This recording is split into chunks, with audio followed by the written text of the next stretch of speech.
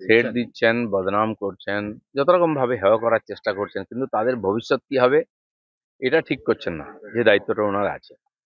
এখন এই ওনারা ভেবেছিলেন যে মাস্টাররা কত আন্দোলন করবেন, তারা যেভাবে জিদ দেখিয়ে আন্দোলন করছেন, এখন সরকার চিন্তায় পড়ে গেছে যে এই আন্দোলন চলতে থাকে, ইলেকশনের বছর কি হবে, এতগুলো পরিবার এবং সাধারণ মানুষ এই দুর্নীতি নিয়ে খুব ক্ষুব্ধ আছেন। তো সেই জন্য তাদেরকে হেয় করা, ছোট করে দেখানো, এই করে নিজের দায়িত্ব থেকে পালাতে পারেন না। এই সমস্ত সমস্যাটা তৈরি হচ্ছে ওনাদের পার্টির লোকেদের জন্য। এটা ওনাকে ভাবতে হবে। কারণ সমস্যার সমাধান করতে হবে। সেটা না করে উনি সমস্যাটাকে চেপে রাখছেন। কারণ ওই যে ৮,০০০ শিক্ষকের কাছ থেকে যে টাকা নেওয়া হয়েছে প্রায় ৮০০ কোটি, সেই টাকাটা তো আর ফেরত দিতে পারবেন না। কারণ তার পার্টির লোকেরাই যুক্ত, উপর থেকে নিচে সবাই। এবং কি পার্থবাবু ভেতরে আছেন, তারও এতে হাত আছে। তো সেই জন্য ওটাকে ছোট করা, হেয় করা। পুলিশ সহিংস বলছেন। পুলিশ কিভাবে শুরু করেছে ওদের আন্দোলন দাবানোর, ডিআই অফিস ঘেরাও যেদিন জেলায় জেলায় হলো, সেদিন পুলিশের আমরা রূপ দেখেছি। শিক্ষকদের ওটা পাও না, লাথি, গালাগালি, লাঠিপেটা, পুলিশ তো শুরু করেছে। তো স্বাভাবিক, যাদের জীবন আজকে বিপন্ন, মরা বাঁচার প্রশ্ন, তারা তো সবকিছু করতে রাজি হবে। তাদেরকে উস্কাচ্ছেন কেন, প্রভোগ করছেন কেন?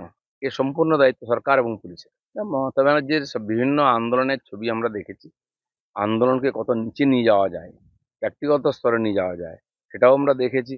আর আন্দোলন করে দেশের সম্পত্তি কি করে নষ্ট করা যায়, সেটাও দেখেছি। এবং ওই বিধানসভার যে ভাঙাভাঙি করেছেন তার জন্য ১৪ লক্ষ টাকা জরিমানাও দিয়েছেন, এটাও আমরা জানি।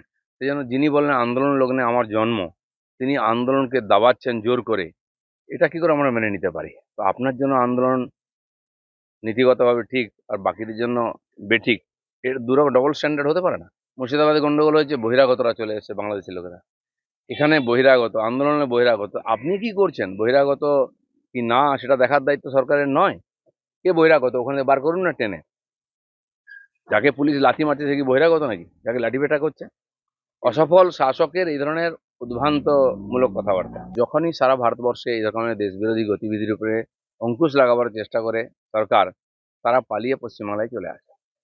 পাঞ্জাবের গ্যাংস্টার থেকে আর মিজোরামের উগ্রপন্থী নেতা, তারপরে আইএসআই মডিউল, সিমি জামাত আল কায়দার মডিউল, সব এখানেই পাওয়া যায়। ধরা পড়ছে, এনকাউন্টার হচ্ছে।